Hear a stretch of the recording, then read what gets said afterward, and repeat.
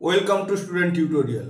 আমার স্নেহের সকল ছাত্রছাত্রী, চলো আজকে আমরা আলোচনা করব ক্লাস 6-এর ভূগোল নিয়ে আলোচনা করব।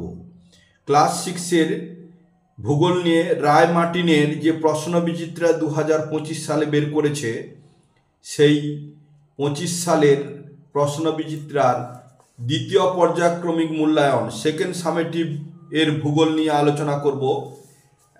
301 নম্বর পৃষ্ঠা। এই 301 নম্বর পৃষ্ঠাতে প্রথম স্কুল কি রয়েছে? হেয়ার স্কুল। প্রথম রয়েছে হেয়ার স্কুল, 1 নম্বর স্কুল। বহুভিত্তিক প্রশ্নের উত্তর দাও। তারপরে রয়েছে শূন্য স্থান পূরণ করো। তারপরে রয়েছে 3 দাগে শুদ্ধ এবং অশুদ্ধ বাক্যটি নিরূপণ করো। 4 দাগে 2-1 কথায় উত্তর দাও। 5 দাগে রয়েছে নিম্নলিখিত প্রশ্নগুলির সংক্ষিপ্ত উত্তর দাও। 6 রয়েছে নিম্নলিখিত প্রশ্নগুলির ব্যাখ্যামূলক উত্তর দাও। আর সর্বশেষ 7 রয়েছে নিম্নলিখিত প্রশ্নগুলির রচনাধর্মী উত্তর দাও। রায় মার্টিন যে ভূগোল বই বের করেছে, মানে প্রশ্ন বিচিত্রা বই বের করেছে, এই প্রশ্ন বিচিত্রা বইয়ে খুব গুরুত্বপূর্ণ প্রশ্ন এগুলো হচ্ছে বিভিন্ন স্কুলের থেকে নেওয়া হয়েছে। এই প্রশ্নগুলো আলোচনা করব আজকে। 1 নম্বর স্কুল। এই প্রশ্ন আলোচনা করার আগে আমি বলবো, যারা চ্যানেলে নতুন তোমাদেরকে বলছি চ্যানেলটাকে সাবস্ক্রাইব করে নাও, তোমরা খুবই উপকৃত হবে। এই স্টুডেন্ট টিউটোরিয়ালের ম্যাথামেটিক্স চ্যানেল রয়েছে। ম্যাথামেটিক্স চ্যানেল মিনস এই স্টুডেন্ট টিউটোরিয়াল ম্যাথামেটিক্স ভিডিও দেওয়া রয়েছে পুরো বইয়ের।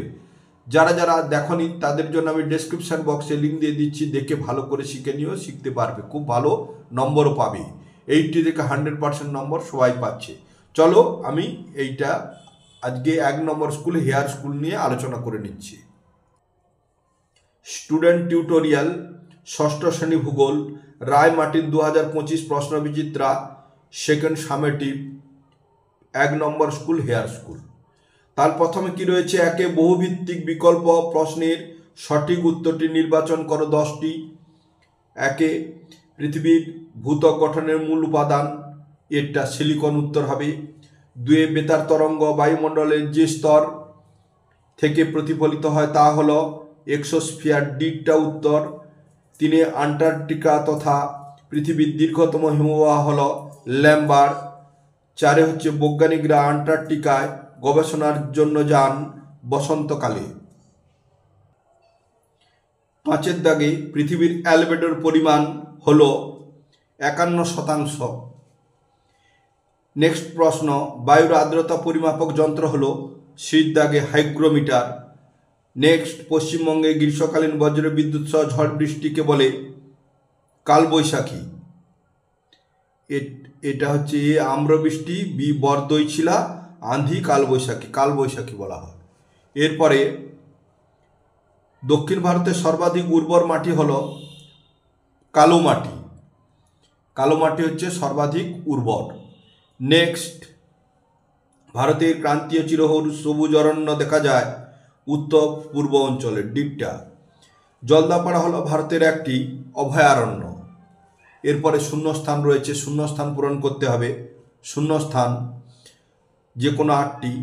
বায়ুমণ্ডলের ড্যাশ স্তর সূর্যের অতিবেগুনি রশ্মি থেকে পৃথিবীর জীবগুলোকে রক্ষা করে, ড্যাশ স্তর মানে ওজোন স্তর। পরের প্রশ্ন, পৃথিবীর স্বাভাবিক উষ্ণতার ক্রমাগত অস্বাভাবিক বৃদ্ধির ঘটনাকে গ্রিন হাউস বলে। শীতকালে আন্টার্কটিকার আকাশে রামধনু রঙের মতো আলোর ছোটাকে ড্যাশ বলে, মেরুজ্যোতি বলে বা অরোরা অস্ট্রালিস। অরোরা আকার একটা হবে, অস্ট্রালিস বলে। নির্দিষ্ট উষ্ণতার নির্দিষ্ট পরিমাণ বায়ুতে জলীয়বাষ্পের পরিমাণকে বায়ুর আর্দ্রতা বলে বা আপেক্ষিক আর্দ্রতা বলে। নেক্সট, জলীয় বাষ্প ঠান্ডা হয়ে ড্যাশ পদ্ধতিতে ঘনীভূত পদ্ধতিতে ছোট ছোট জলকণায় পরিণত হয়। ড্যাশ মৌসুমী বায়ু শীতকালে ভারতের উপকূলে বৃষ্টিপাত ঘটায় উত্তর পূর্ব। উত্তর ভারতের উর্বর নবীন পলিমাটি ড্যাশ নামে পরিচিত, খাদার নামে পরিচিত। ভারতে উপকূলীয় অঞ্চলে ড্যাশ অরণ্য গড়ে উঠতে দেখা যায় অ্যাভিসিনিয়া বা ম্যানগ্রোভ। ম্যানগ্রোভের ইংরেজি নাম হচ্ছে অ্যাভিসিনিয়া। নেক্সট, 9 দাগে ড্যাশ ভেষজ উদ্ভিদ উচ্চ রক্তচাপ কমাতে সাহায্য করে, সর্পগন্ধা। এরপরের প্রশ্ন হচ্ছে শুদ্ধ অশুদ্ধ। শুদ্ধ বা অশুদ্ধ বাক্যটি নিরূপণ করো। মহাদেশ সঞ্চরণের মূল কারণ হলো কেন্দ্রমণ্ডলে ম্যাগমার পরিচলন শুদ্ধ। আন্টার্কটিকা মহাদেশ একটা বিশাল উঁচু মালভূমি রূপে অবস্থান করছে, শুদ্ধ। বায়ু সর্বদা নিম্নচাপ অঞ্চল থেকে উচ্চচাপ অঞ্চলের দিকে প্রবাহিত হয়, অশুদ্ধ। ভারতের মেঘালয় রাজ্যের শিলং পৃথিবীর সর্বাধিক বৃষ্টিবহুল স্থান, অশুদ্ধ। ভারতের পার্বত্য অঞ্চলে অরণ্যে ছোচাল পাতাযুক্ত মোচার মতো নরম কাঠের গাছপালা জন্মায়, শুদ্ধ। এরপর দু এক কথায় উত্তর দিতে হবে। দেখে নাও, ইউরোপের প্রধান পর্বতশ্রেণীর নাম কি? আল্পস পর্বতমালা। পৃথিবীর প্রায় অর্ধাংশ জুড়ে কোন মহাসাগর বিস্তার লাভ করেছে? প্রশান্ত মহাসাগর। আন্টার্কটিকা মহাদেশের জীবন্ত আগ্নেয়গিরির নাম কি? Mount Erebus. আগত সৌর বিকিরণের যে পরিমাণ সূর্যরশ্মি পৃথিবী ভূপৃষ্ঠে উত্তপ্ত করে তাকে কি বলে? সৌর দিশিক তাপ বা সৌর বিকিরণ। সৌর দিশিক তাপ বা সৌর বিকিরণ। 100% মেঘাচ্ছন্নতা বলতে কি বোঝায়? আকাশের পুরো অংশে মেঘে ঢাকা বা সম্পূর্ণ মেঘাচ্ছন্ন বোঝায়। পরের প্রশ্ন, ভারতীয় শীতকালে মাঝে মাঝে মেঘলা আকাশে যে ঝিরঝিরি বৃষ্টি হয় তাকে কি বলে? পশ্চিমী ঝঞ্ঝা বলে। ভারতের ছোটনাগপুর মালভূমি অঞ্চলে কোন মাটি গড়ে উঠেছে? ল্যাটেরাইট বা লাল মাটি। ভারতে আন্দামান ও নিকোবর দ্বীপপুঞ্জে কোন অরণ্য গড়ে উঠেছে? ট্রপিক্যাল রেন ফরেস্ট বা উষ্ণমণ্ডলীয় বৃষ্টি অরণ্য বা বর্ষা অরণ্য গড়ে উঠেছে। এরপরে কোন অরণ্যে বন্যপ্রাণীর সঙ্গে সঙ্গে স্বাভাবিক উদ্ভিদ ও প্রাকৃতিক সৌন্দর্য রক্ষা করা হয়? অভয়ারণ্যে। নিম্নলিখিত প্রশ্নগুলি সংক্ষেপিত উত্তর দাও। যে কোনো দুটি। 2 × 2 = 4 নাম্বার। প্যানজিয়া ও প্যান্থালাসা কি? আমি এখানে লিখে দিচ্ছি প্যানজিয়া ও প্যান্থালাসা কি। এবার দেখো, মেরুজ্যোতি কি? এই কিটা দূরে টাইপ হয়ে গেছে। মেরুজ্যোতি কি? দেখো লিখে দিয়েছি এখান থেকে এখান পর্যন্ত মেরুজ্যোতি কি। এরপরের প্রশ্ন দেখো, সমষ্ণ রেখা কাকে বলে? সমষ্ণ সমান উষ্ণ যে সকল জায়গা তাকে বলে সমষ্ণ রেখা। পৃথিবীর একই উষ্ণতা স্থানযুক্ত স্থানগুলিকে মানচিত্রে যে কাল্পনিক রেখা দ্বারা যুক্ত করা হয় তাকে সমষ্ণ রেখা বলে। এই রেখাগুলি পূর্ব পশ্চিমে বিস্তৃত হয়। আমাদের মানচিত্রে ধরো এই যে খাতাটা, এই দিকটা হচ্ছে পূর্ব, এই দিকটা হচ্ছে পশ্চিম, উপর দিকটা উত্তর, এই দিকটা দক্ষিণ। এই জন্য মানচিত্রের সমষ্ণ রেখাগুলি এইরকম করে পূর্ব পশ্চিমে রয়েছে। লু কি? এখান পর্যন্ত লিখে দিয়েছি। লু মানে এক ধরনের স্থানীয় বায়ু, এখানে করে দিয়েছি। এরপর দেখো 6 বলেছে, নিম্নলিখিত প্রশ্নগুলির ব্যাখ্যামূলক উত্তর দাও। যে কোনো দুটি। 3 × 2 3 নাম্বার করে রয়েছে, একটু বড় বড় করে লিখতে হয়েছে। বিশ্ব উষ্ণায়ন কি? এর ফলাফলগুলি কি? দেখো এখান থেকে এখানে গ্লোবাল ওয়ার্মিং যাকে বলা হয় ইংরেজিতে বিশ্ব উষ্ণায়ন, এখানে লিখে দিয়েছি গ্লোবাল ওয়ার্মিং কাকে বলে, তার ফলাফলগুলো লিখে দিয়েছি পরপর করে। গড় তাপমাত্রা বৃদ্ধি, মেরু অঞ্চলে বরফ গলা, জীববৈচিত্র্যের ক্ষয়, প্রাকৃতিক দুর্যোগ বৃদ্ধি এবং হচ্ছে সমুদ্রপৃষ্ঠের উচ্চতা বৃদ্ধি, স্বাস্থ্য সমস্যা এবং হচ্ছে এইভাবে করে পুরোটা আমি তোমাদেরকে লিখে দিয়েছি। বিশ্ব উষ্ণায়নের পুরো এইটাকে সুন্দর করে লিখে দিয়েছি। তোমরা ভালো করে খাতায় লিখে কিন্তু রাখবে এবং একবার করে পড়বে, তোমাদের কিন্তু মুখস্থ হয়ে যাবে। দেখো, আবহাওয়া জলবায়ুর পার্থক্য লিখতে বলেছে। আবহাওয়া জলবায়ুর পার্থক্য, তাহলে বিষয় আবহাওয়া জলবায়ু। একে সংজ্ঞা, আবহাওয়া কাকে বলে আর জলবায়ু কাকে বলে। স্থান, আবহাওয়া স্বল্প পরিসর স্থানে বায়ুমণ্ডল অবস্থা এবং জলবায়ু পরপর করে আমি লিখে দিয়েছি সুন্দর করে একটা টেবিল বানিয়ে। তোমরা এরকম করে ছক বানাবে, ছকে কিন্তু তোমরা লিখবে বিষয় আবহাওয়া জলবায়ু, সংজ্ঞা, স্থান, সময়, পরিবর্তন এবং হচ্ছে প্রভাব, এরকম পরপর করে কিন্তু লিখে যাবে সুন্দর করে। এরপরে নেক্সট প্রশ্ন দেখে নাও। নেক্সট প্রশ্ন কি রয়েছে? অরণ্য সংরক্ষণ বলতে কি বোঝো? তাহলে উত্তরটা আমি লিখেছি এখান পর্যন্ত। অরণ্য সংরক্ষণ বলতে কি বোঝায়। এরপরের প্রশ্ন দেখে নাও। উদাহরণ সহ ভারতে নাতিশীতোষ্ণ অরণ্য ও লবণাম্বু অরণ্যের উদ্ভিদের বৈশিষ্ট্যগুলি লেখো। তাহলে এটা হচ্ছে নাতিশীতোষ্ণ অরণ্যের বৈশিষ্ট্য, এখান থেকে এখান পর্যন্ত লিখেছি। আর হচ্ছে নিচের লবণাম্বু অরণ্যের বৈশিষ্ট্য এখান পর্যন্ত আমি লিখে দিয়েছি।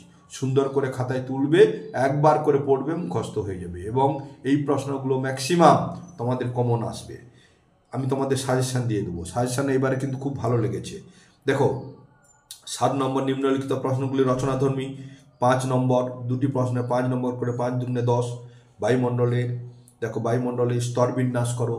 স্তর, দেখো পৃথিবীর বায়ুমণ্ডলের স্তর বিন্যাস। একে হচ্ছে ট্রপোস্ফিয়ার, সংজ্ঞা কাকে বলে, এর বৈশিষ্ট্য কি, এখান পর্যন্ত লিখে দিয়েছি। এরপরে ট্রপোস্ফিয়ার মানুষের জীবনযাপন, পরিবহন ও কৃষিকাজ সংগঠিত হয়।